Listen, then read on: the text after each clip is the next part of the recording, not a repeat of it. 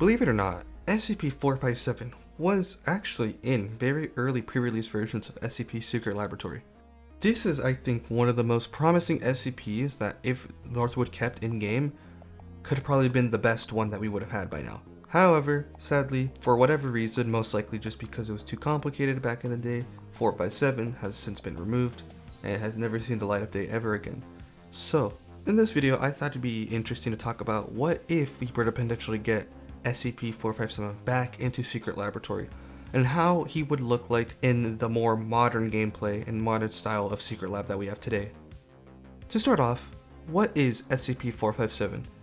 Well, 457 is also known as the Burning Man, and he is a Euclid class SCP object, although he could potentially be a Keter class. As the nickname suggests, he's a humanoid figure that is on fire. Its size depends on how much fuel it has, and it can split into multiple entities based on how much fuel it has consumed. However, the entities will attack each other until there's only one instance left. On-site personnel are also required to use protective shields, suits, and fire extinguishers when dealing with 457. And if 457 ever breaches in universe, the on-site fire suppression systems are supposed to engage to ensure that 457 doesn't increase in size. And of course, SCP-457 also needs a constant source of fuel in order to stay alive and to survive, and also just to increase its size and grow further. Now, is SCP-457 unique for SCP Secret Laboratory? I believe yes, it is, because 457 was already in-game as a playable SCP.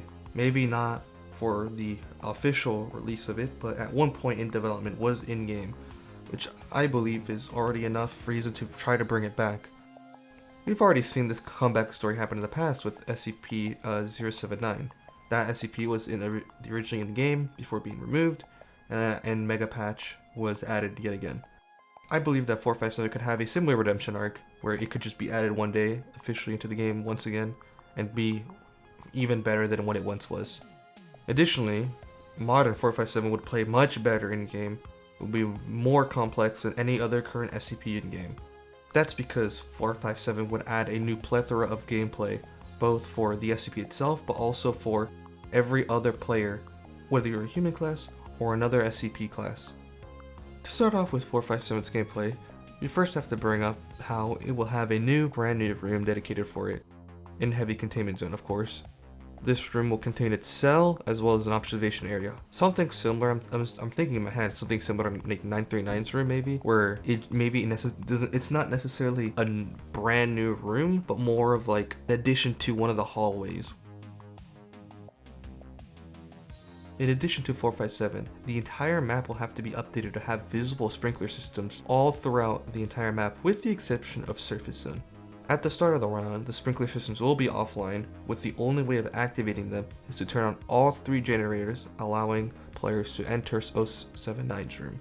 Once they do and press the button to reset all systems, they can go back into 457's room and use something there, perhaps the computer or another button there, to activate the on-site sprinkler systems, which will allow the map to pretty much kill 457 pretty much anywhere around the map unless they're in Surface Zone. But that would theoretically fully kill off 457. This is kind of like to mimic what we've had in the past with the old Femur Breaker system and older versions of SL with SCP-106. However, this will be a lot more complex because, like I said, you would have to first kill 079, then you have to go in 457's room and then activate the sprinkler system there. I think it just makes everything more complex and once again adds more of incentive to use the generators. Of course, maybe this is like too OP to have two SCPs based off of them dying with the generators. Maybe they would have to add like different generators, like maybe instead of activating the computer generators, you would have to activate like water valves or something, which would allow the water sprinkler systems to reset. But either way, I think it'd be interesting to follow in the footsteps of how you recontain 079, something similar to that, but with 457. In order for 457 to consume fuel, 457 will have to use the exterior pipes that are all around Light Containment Zone and Heavy Containment Zone. The entire map, or at least in these 2 zones specifically, there are exterior pipes that you can see just in most of the hallways that I think could be repurposed into the gameplay. So that could be the source of fuel, rather than having to add probably like what I think a lot of people probably imagine was like, oh, we're gonna have to add like gas canisters or like fuel tanks all around the map, which just wouldn't make sense. It would be kind of weird and it's just kind of dumb. And I think that using the pipes that are already in light containment and heavy containment zone is already like how you, I think that's perfect. The only exception of this would be both surface zone and entrance zone. For entrance zone, instead of having exterior pipes, because I don't think that would look good and it doesn't make sense for entrance zone, I think what would make more sense is you rework the 2 currently empty red rooms. These rooms are, well, there's 2 of them per like seed pretty much all the time. They're useless. They serve no purpose. I'd say get rid of one and repurpose the remaining one into a brand new quote unquote transformer room. The transformer room will house like all the power utility and structures and whatnot, the generators and all that for the facility, but it could also contain like the main the gas system there for like that's where all the pipes connect to, is like the main frame of like the gas systems and whatnot. That could be like the only room inside of entrance zone that 457 can use, and then maybe that room gives him more fuel compared to like all the pipes around heavy containment and light containment. That would be the idea there.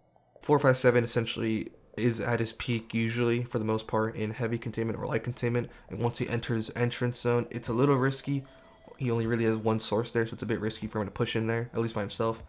And then for surface zone, that's a death zone for the most part. Which, you know, there's only one way I have in theory of how that could work, but I'll get to that in a second. For now, we'll just leave it at that. Of course, I think something else they would have to rework is making sure that explosions don't don't damage 457. I think explosions from like grenades, pink candy, the explosion of the jailbird, things like that, they should actually, you know, fuel 457, so they basically make it so you don't want to use anything explosive on 457 because that doesn't damage him and actually just gives him more fuel to work with. That would be an interesting gameplay mechanic. It would kind of change things up. It also that would make 457 invulnerable, invincible when it comes to elevator nuking with the NTF. So, you know, that's something I guess that he has in his favor, so that'd be something cool. Now to move on to the gameplay of how you would play as 457.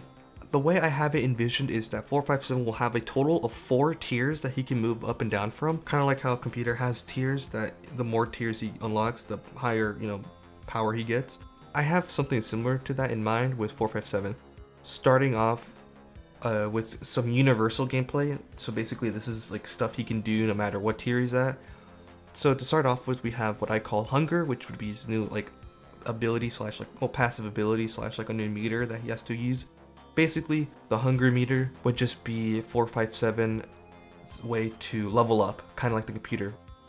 In order to unlock the next tier, 457 has to fill up the entire hunger meter, which would then allow him to level up. In order to fill up the hunger meter, 457 just has to consume fuel. If it's not consuming fuel, it does consume fuel over time. So you want to constantly be consuming more fuel in order to stay at least consistently at some stable level. Otherwise, you're going to lose it. If 457 reaches 0 fuel and stays there for more than 15 seconds, he will automatically downgrade down 1 tier level. The next ability I call Must Grow.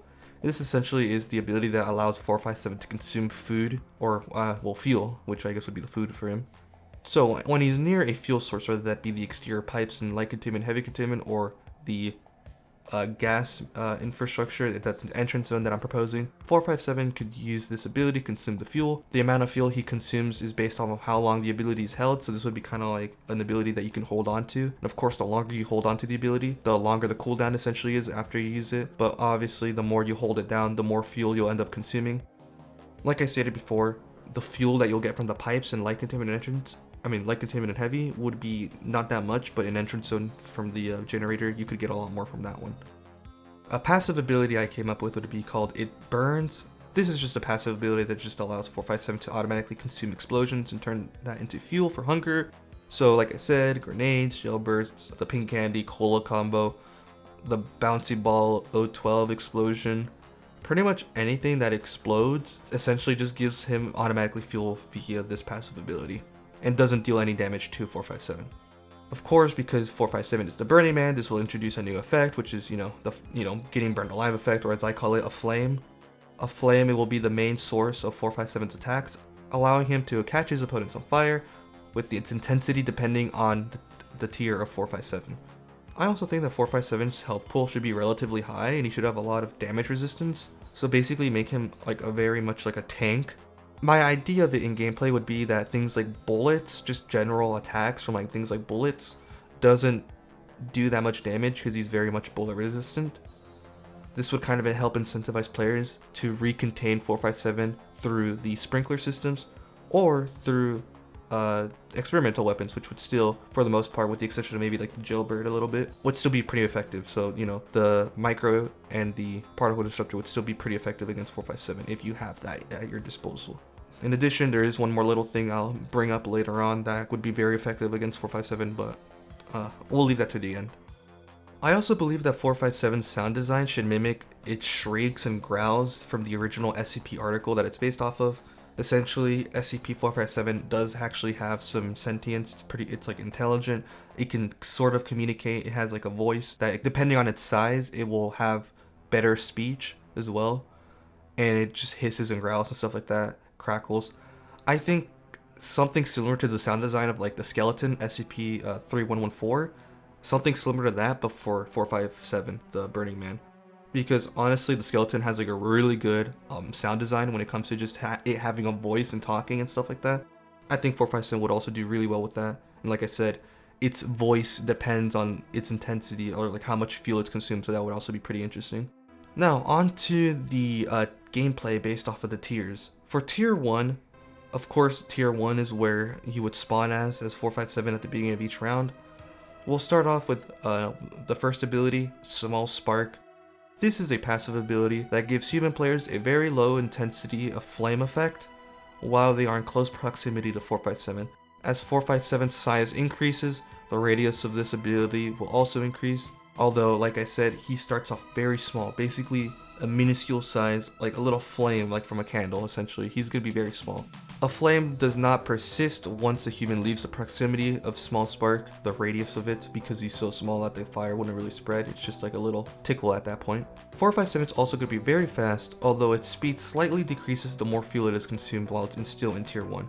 The main objective at tier 1 is to quickly gain as much fuel as possible in order to reach tier 2, because you can't really do much damage as tier 1, that you really just want to get to tier 2 as fast as possible without getting caught. However, you know, your speed and size should help out a lot, where you could just be super elusive towards the Foundation. It's also just to kind of help you quickly find SCP teammates and just stick close to your SCP allies at this stage. Once you reach tier 2, you'll replace Small Spark with the new ability, Ablaze. Ablaze will be once again a passive ability that gives human players a low intensity of flame effect while in close proximity to 457. And once again, as 457's size increases, so does the radius of the ability. This time it'll actually be kind of more noticeable, as well as the flame actually lasting a bit. It'll only last for probably like around 2 seconds maximum after the human leaves the radius. However, once again, the intensity is not going to be that bad of it. It still will not do that much damage. 457's speed will be slightly faster than the default human player at their walk speed. However, as you consume more fuel while in tier 2, you do get slightly slower. At tier 2, you'll also unlock a new ability that I call Want Fuel, Want Air. This ability will just allow 457 to activate an AoE, causing flames to burst around itself. This ability deals a medium intensity of flame effect, so it'll actually be kind of deadly depending on the player's health. And it has an overall radius larger than Ablaze, which is the default like fire effect that he has on himself at that tier. So it'll be slightly longer range, and it'll be like a 360 attack, 360 degree attack that is. Additionally, this ability will destroy glass, so you could also use this in certain areas of the map to destroy the glass. This ability will consume a low amount of fuel and has a medium-sized cooldown. The main objective while at tier 2 is for 457 to start playing a little more offensively while still trying to consume more fuel, because you ultimately want to reach tier 3. Tier 3 will replace the passive ability Ablaze and replace it with a new one called Arsonist. Arsonist is the new passive ability that once again will give players a now high intensity of flame effect while in close proximity to 457. As 457 consumes more fuel, the intensity of a flame increases. 457 will continue to gain more fuel, however it cannot reach tier 4 unless it has met certain conditions, which I will bring up shortly. 457 is now slightly slower than the average walk speed of a human class. 457 can now melt doors down while they are in close proximity, and the glass will also explode while in close proximity to them. Of course, gates and locked doors that need keycards, that is, those are immune since those are more reinforced. 457 will also keep the ability want fuel, want air from the previous tier, and nothing changes from that. So he keeps that ability and it's still the same ability basically. With the exception of, I guess, the radius. The radius would have to be increased because, otherwise it'd be useless at tier 3. But yeah, the radius would increase a bit, but that'd be about it. A new ability that 457 would unlock would be Split Conscious. This is an ability that automatically starts at cooldown, and a very high cooldown at that, once 457 reaches tier 3. This is just because of how overpowered this theoretically could be if at the wrong hands of the right SCP players. Essentially, once the ability is used, 457 will split itself into two. This process takes roughly 30 seconds, meaning that the player has to hold down this ability for 30 seconds, leaving 457 extremely vulnerable. But this is because of just, once again, how overpowered this could be. Just keep in mind though, that the ability can be cancelled at any time while trying to use it, but it does consume fuel while using it.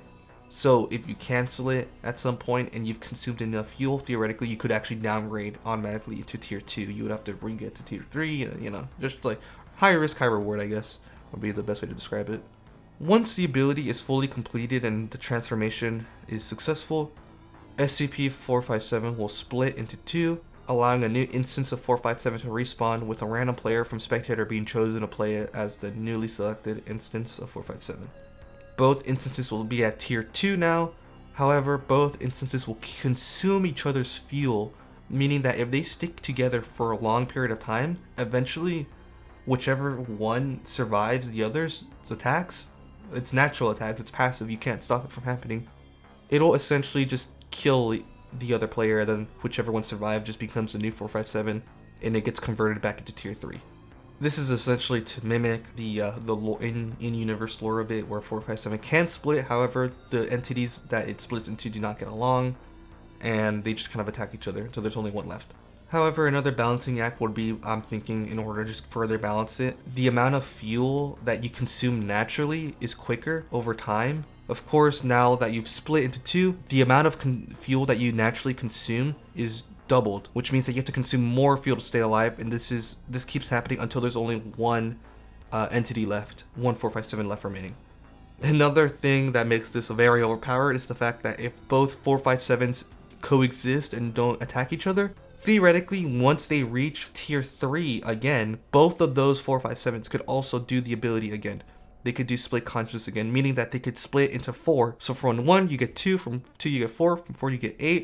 You see the idea. This is some rapid exponential growth that could be a serious problem. Of course, the more 457s you get, the harder it is for all of them to stay alive, just because of, balancing reasons. The fuel that they consume is a lot faster. But theoretically, if all the 457s are very good at communicating and just cracked gamers, shit would hit the fan real fast. I think this is probably one of the most fun abilities that 457 could have, and if implemented correctly, they're oh my god, it would be pure chaos, but in a good way. It'd be amazing. Of course, if there are no spectators in spectator mode, then obviously split conscious won't work. You just get a little message saying that cannot use now, there are no spectators, or something along those lines. It just wouldn't let you use the ability because it just show you that there's no one to split into. There's no other player that could play as a 457. Now, on to what I think is the most unique thing. If you thought split conscious was crazy, man, you haven't seen tier 4 yet. So essentially, I mentioned earlier, tier 4 you cannot get to unless you're under a very specific set of circumstances.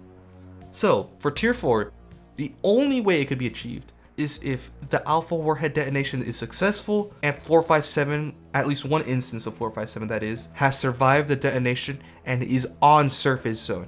With the destruction of the facility, all of the fuel, all the gas, whatever you want to call it, the fuel source of the facility is now underground, and as the rubble and everything settles down after the explosion of the alpha warhead, the gas flows above ground into the air, essentially making the entirety of surface zone just free reign for 457 to consume food. 457's default ability to consume fuel, its ability that it has to use over time, must grow, no longer is needed, because naturally now it would just naturally be using it burns, because all of surface zone is just essentially just free food.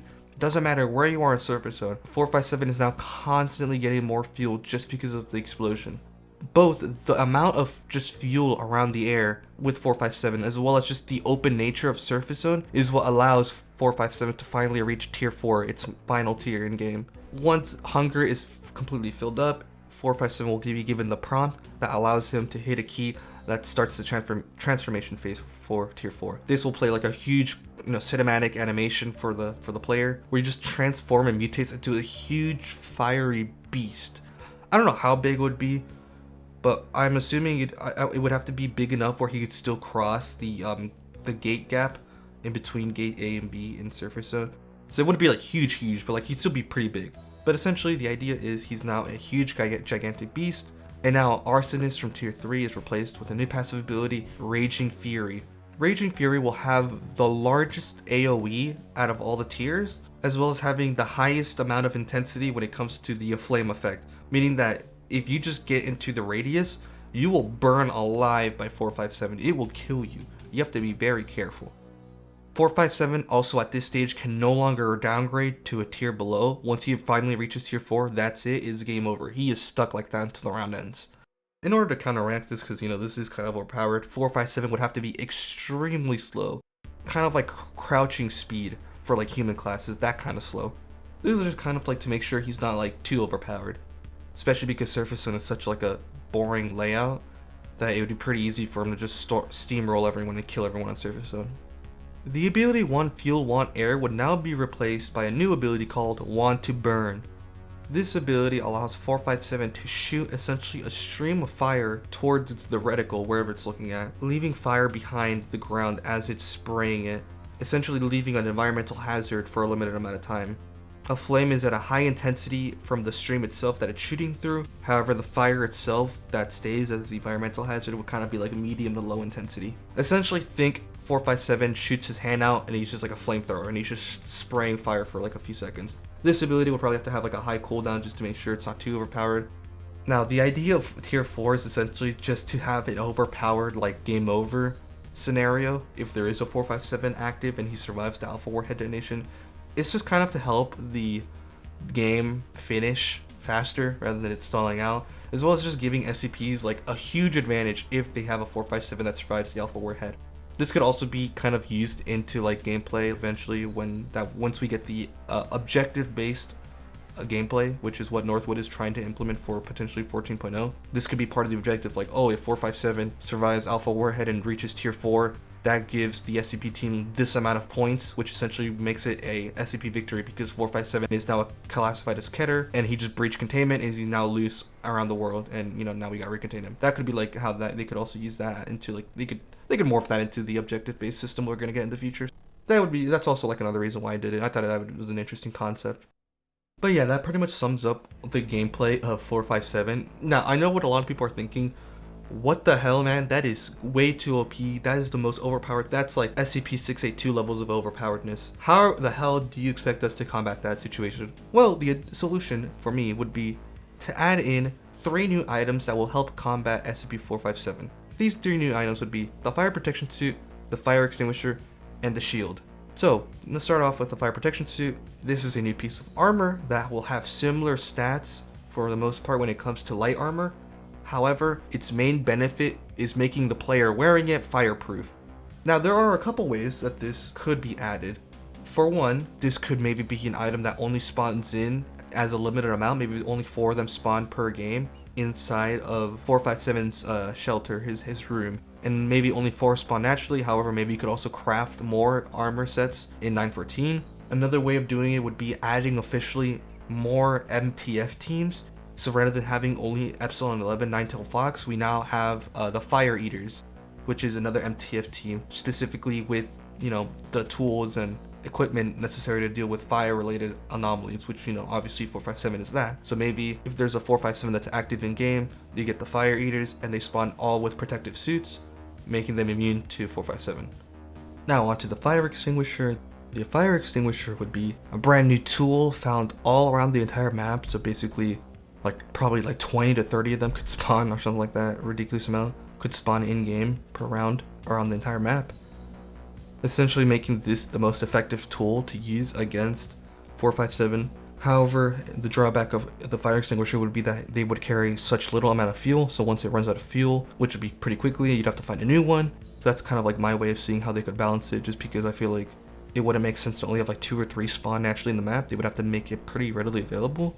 So that would be the drawback of it, would be that, you know, just doesn't hold any fuel for whatever reason. Foundation's poor or something, I don't know, drawbacks of the budget. That would be my way of balancing it out. The last item is the shield. The protective shield, the riot shield, whatever you want to call it specifically. Essentially, it's just a new tool that gets spawned in the armories and maybe by certain military classes, so maybe like MTF captains or like Chaos Marauders. They just spawn with it naturally. Hell, maybe even new guard class types, so instead of just having only guards, you get like 3 different variations of guards and one of them will spawn with it. Whatever, point is, the new shield item would allow players to protect themselves not only just from like the fire of 457, but also just generally most attacks from both, you know, items and, you know, bullets and other items and maybe explosions and just SCP attacks in general. It could be a pretty useful new tool to just have. I think a way of balancing it would have to be first, give it a durability so eventually it cracks, it breaks, and it's no longer usable, and also just make it so it kind of has similar weight properties to like heavy armor, so it just kind of makes the user super slow.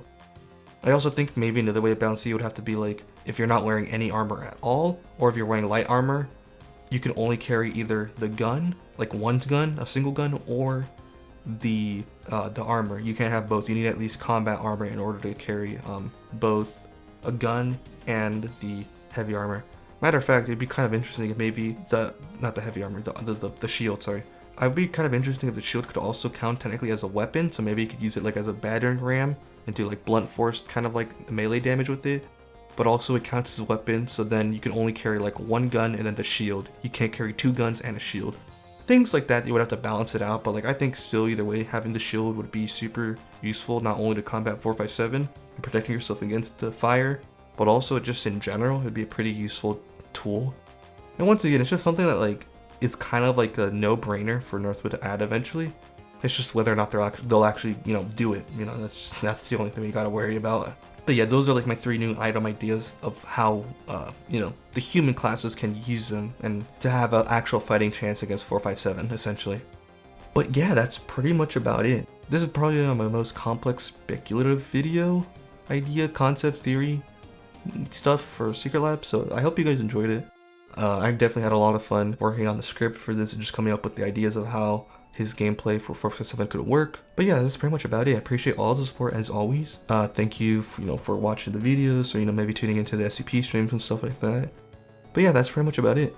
Hopefully the next video of the series doesn't take too long to edit and whatever, create and whatnot. This one took like about 2 weeks to make, 3 weeks almost, I think. Hopefully the next video comes out sooner. But yeah, thank y'all for tuning in. Appreciate the support. Leave the comments down below of what you guys thought and other ideas you could have for 457 or similar, well not similar, but other SCPs and stuff like that in the future that maybe we could one day see in Secret Lab. That's about it though. Thank you all for tuning in and appreciate the support as always. I'll talk to y'all later. See ya. Terminate him. Terminate him. Terminate me. You'll never take me alive! Jump. I have a gun! Ah! Oh my god! Unionizing? Are they actually unionized? That was good. Look! You're taking me alive. I'm good. They're trying to kill Benjamin Marshall now. Wait, why are they trying to kill Benjamin Marshall?